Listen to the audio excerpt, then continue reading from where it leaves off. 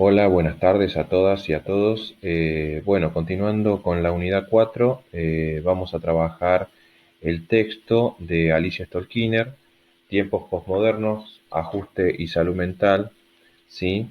En donde la autora comienza planteando que esto de lo pos comienza con la crisis del Fordismo, ¿sí?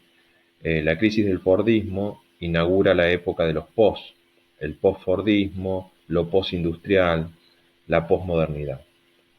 Introduce aquí el concepto de crisis, entendiéndola como un intermedio dentro de cuyos límites el presente se desconoce a sí mismo y los paradigmas dejan de operar con la fuerza acostumbrada. La crisis parece presentarse como liberación de la realidad frente a la teoría. La crisis del capitalismo, por ejemplo, la crisis de las ideas y de las perspectivas. En realidad, o la realidad, mejor dicho, deja de ser una extensión enriquecida de alguna teoría y se convierte en reto y momento de redefinición de toda teoría. ¿Sí? La mundialización de la crisis es la aplicación de políticas comunes internacionales para su superación. O sea, esto habla de la apertura de los mercados, de la desestatización de la economía, de la flexibilización laboral. Ese es el trípode organizador de la respuesta capitalista. En América Latina, la implementación de estas políticas han estado a cargo de gobiernos dictatoriales, ¿sí? A través del terror de Estado y del terror económico. El análisis de campos representacionales actuales tiene que ver con incorporar el hecho de que el terror tiene una operatoria que trasciende los límites temporales de su acción. Se invisibiliza en formas de aparente consenso pasivo e indiferencia y opera en las subjetividades y en los funcionamientos institucionales. En el campo de la salud mental, ¿sí? Se configura un conjunto heterogéneo y contradictorio de prácticas sociales. Entonces, debemos pensar cuáles son o deben ser las acciones a desarrollar en este campo. La autora plantea la relación entre lo económico, las formas institucionales y lo cotidiano. Hay periodos de enloquecimiento de la moneda en donde se transparenta aquello que en los periodos de estabilidad se invisibiliza, que es el lugar del dinero como equivalente general, significante de relaciones entre los hombres, imbricado en todos los aspectos de la vida social. Lo económico es no solo inseparable de lo político, sino también de las minúsculas tramas de la cotidianeidad en que se particulariza lo general y lo social. No es algo que influye en los sujetos, sino que se entreteje en el texto de su configuración en la medida en que se imbrica en las representaciones sociales y en las formas institucionales, las determina y a su vez es determinado por ellas. Las formas institucionales, ¿sí? Es la forma de producción y reproducción de las relaciones sociales. Se rigidizan en rituales o gestos, se vacían de significación, son atravesadas por la tendencia a la desagregación y a la fragmentación. Lo instituyente en ellas no siempre puede ser considerado mejor que lo instituido desde el punto de vista de la realización humana. Y establece una dicotomía, digamos, entre concentración versus fragmentación. La concentración de la economía a nivel mundial, la transnacionalización de los capitales, la universalización de la información, coexisten y polarizan una tendencia a la desagregación y fragmentación cada vez mayor. Entonces los procesos de ajuste promueven una fragmentación social seguida de reagrupamientos parciales. Desplazan o sumergen a sectores enteros y promueven a otros a una cultura del consumo de niveles ascendentes. O sea, cuando hablamos de estos sectores, no se trata de grupos homogéneos o categorizables como clases sociales. Hay una atomización de los vínculos internos, la modificación de las formas laborales, la precarización del empleo, la proliferación de sus formas marginales, rompen ejes centrales de organización social y de establecimiento de acciones solidarias. Producen efectos en las familias y en las formas no laborales de relación. A esto se agregan los desplazamientos migratorios masivos. Los procesos también se manifiestan en las formas particulares de malestar o padecimiento subjetivo. Las prácticas en salud mental deben poder resignificarse, a partir de las demandas potenciales o efectivas que se dirigen a ellas y por la operatoria que estos procesos tienen en ellas, plantea la autora. ¿Sí? ¿Cuáles son las nuevas formas laborales que llamamos precarización del empleo? Y se modifican en estas formas las formas y las relaciones de trabajo. Desaparecen las industrias tradicionales, se flexibilizan las condiciones de contratación, se incorporan formas diferenciales de pago que fragmentan estructuras sindicales preexistentes. Los empleados se dividen mínimamente en dos grupos: los estables y la masa flotante de trabajadores precarios. ¿Sí? Gran parte de la población oscila entre el temor a la pérdida del empleo y el desempleo. Ella toma una investigación en Chile de Magdalena Echeverría, en donde un grupo de trabajadores de una rama en expansión se ve en esta investigación que aumentan las consultas por accidentes laborales, por esfuerzo y posición. Los problemas psicológicos tienden a aumentar en las empresas deprimidas y en los desempleados.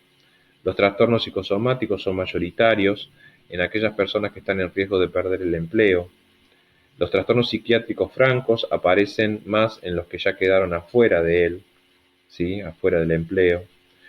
Y se concluye en que la patología mental es quizás una de las características de la crisis actual, ¿sí? La precarización alcanza los sectores medios y profesionales y profesiones consideradas clásicamente liberales. Los profesionales de la salud en la Argentina pasan a ser empleados con diversa valorización del trabajo y con formas de contratación inestable.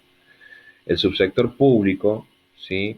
En donde las políticas de restricción del gasto aparece, y el subsector privado, en donde la tendencia a la concentración de capitales está presente.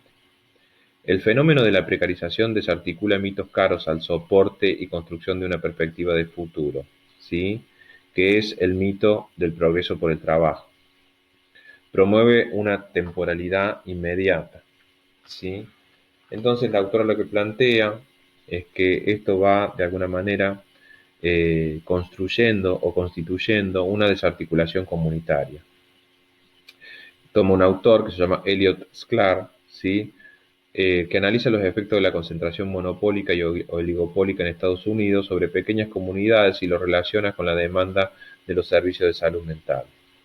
Incorpora las transformaciones sufridas por las comunidades desde el periodo en que cada una tenía el control sobre su producción hasta que fueron absorbidas por corporaciones monopólicas y oligopólicas, perdiendo referencia local y despersonalizándose sus responsables. Los individuos son sometidos a mayores niveles de exigencia laboral para la subsistencia, a la par que pierden posibilidad de intervenir en las decisiones. Pierden niveles de participación en las actividades comunitarias, por lo que las formas organizativas se debilitan, ¿sí? ¿Cuál es el recorrido histórico que hay que hacer o que hace el autor acá? El recorrido histórico muestra cómo el principio único de maximización de ganancias de las corporaciones multinacionales devienen costos sociales altísimos para las comunidades locales. La hipótesis que sostienen en datos estadísticos es que en la operatoria de este proceso los sujetos ven disminuido su apoyo social simultáneamente a un aumento de lo que el autor denomina estrés económico. Muestra cómo un padecimiento vivido como individual forma parte de un complejo proceso social.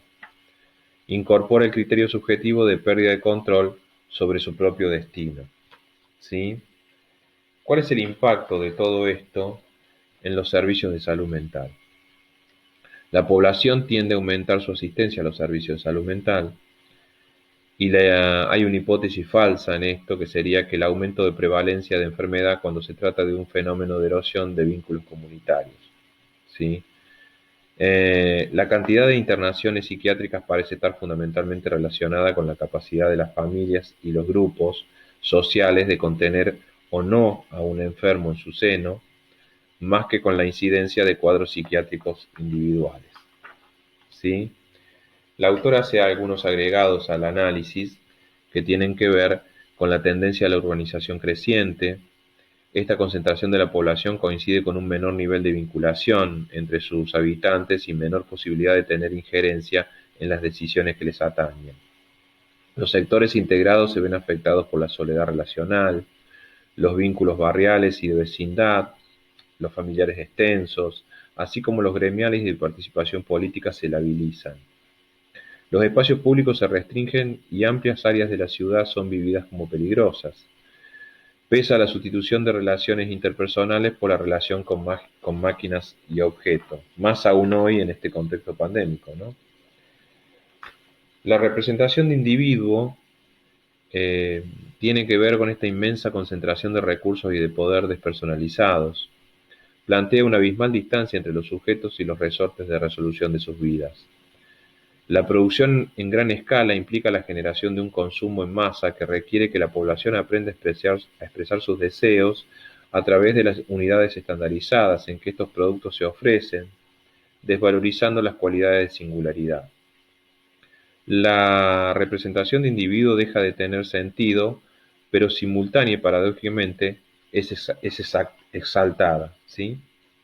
Ya no se trata del individuo de la competencia por acumulación, sino de un individuo del consumo centrado en placeres inmediatos. Se le propone que sea individualista, pero bajo la forma de ser exactamente igual a los otros, portador de discursos homogeneizados por los medios de comunicación omnipresentes. La autora plantea también el neoindividualismo, ¿sí? Haciendo referencia a lo que sería el post-darwinismo social, que se caracteriza más por su negativa a la singularidad que por las oportunidades que ofrece. El hedonismo de producción en serie, el erotismo de sensualidad y corporalidad pautada por consumos definidos. Emiliano Galende plantea que bajo estas condiciones de empobrecimiento del espacio social, los sujetos tienden a desinvestir la realidad exterior, volcándose crecientemente sobre sí mismos, y este vuelco que es facilitado por la adquisición de objetos de utilización personal que sustituyen el encuentro con otros. De este modo se debilita el deseo y la acción, incrementándose el aislamiento y el sentimiento de vacío. La familia, la autora la toma como la familia, la muerte del padre y la precarización del padre. Se tiende a una configuración familiar que tiene a una mujer como cabeza y principal soporte económico y en donde el varón ocupa un lugar periférico circunstancial. Los grupos domésticos populares se produce una precarización mayor, las mujeres reciben salarios menores y ocupadas en trabajos informales. Articula con la inestabilidad laboral masculina, la baja en el valor del trabajo, la migración temporaria por razones de empleo y las transformaciones en las representaciones de género. Se producen cambios de hecho que no articulan con las representaciones hegemónicas en las que sostienen su identidad y sus prácticas los protagonistas. El aumento global de horas dedicadas a la subsistencia restringe el intercambio dentro del grupo doméstico y disminuye su disponibilidad para el cuidado entre y hacia sus miembros. Hay una tendencia a la labilización de la estructura familiar que se manifiesta en la pérdida de contingencia hacia sus miembros más frágiles, como son los niños, niñas, ancianos y los enfermos, ¿sí? Entonces, la crisis de la estructura familiar tiene dos facetas. Una, la disrupción que se produce en un momento de cambio, la tendencia a la transformación de la familia patriarcal hacia otra forma con variaciones en las atribuciones de género. Y otra es la desarticulación o labilización, en donde se fragmenta la forma existente cesando en sus funciones, ¿sí? Hay reagrupamientos y nuevos vínculos que plantea la autora, ¿sí? Tomando a Robert Castell cuando habla de dos formas de marginalidad: la marginalidad libre, que es la distancia en relación al trabajo, pero también en relación a las formas organizadas de protección próxima, y la marginalidad institucionalizada, que se caracteriza por la asistencia estatal, ¿sí? Los padecimientos de la época que podemos ver aquí tienen que ver con que cada época tiene una forma particular de producción de padecimientos. Emiliano Galende plantea que hay un crecimiento esperable de las patologías narcisistas y que estas van a ser las nuevas demandas en los servicios de salud mental, y los efectos de la crisis tienen que ver con transparentar estas situaciones, desinvisibilizar procesos y desafiar revisiones teóricas a fin de ajustar herramientas a estas problemáticas, ¿sí? Las prácticas en salud mental van a tener que ver con la descentralización, obviamente, ¿sí? Eh, y después la autora termina planteando si nosotros debemos pensar en las instituciones totales o en la sociedad como una